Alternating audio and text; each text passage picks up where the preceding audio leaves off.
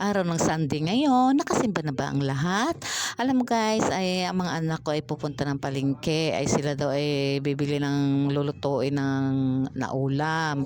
Ay kasi kahapon lumabas na sila kumain na sila sa labas, siguro nanawa na sa mga fast food, kaya gusto magluto sila itong Sunday.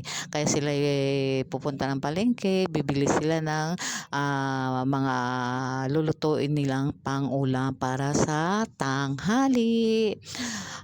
Ako guys ay sumabay na rin ako papuntang palengke kasi ako ay magpahatid ako doon sa may simbahan kasi para isang lakad na laang. Papahatid ako sa aking manugang at apo.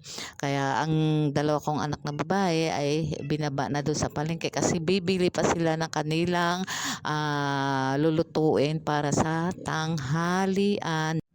Ayan na guys, binaba na tayo ng ating manugang din sa may simbahan.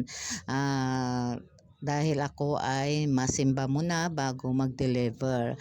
Ayan guys, tamang-tama, pagdating ko dito ay tapos na ang misa. Ang atin na nating misa, 11 to 12.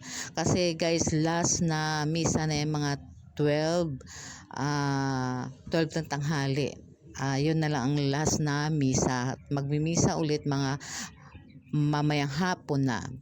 Ayan guys, papasok natin sa loob ng simbahan. Gusto ko guys umupo doon sa pinakaunahan sa simbahan kasi gusto ko makita si Father, gusto ko marinig ang kanyang sermon para clear baga yung sermon niya na marinig ko. Kasi minsan guys, ang sermon ni Father ay minsan merong nakakatuwa at saka merong kumakanta siya, parang kinakantahan niya kami, kaya gusto kong umupo diyan sa una. At saka pagkatapos ng misa guys, ako'y nagbi-bless kay Father, kaya sa unahan ako na umuupo.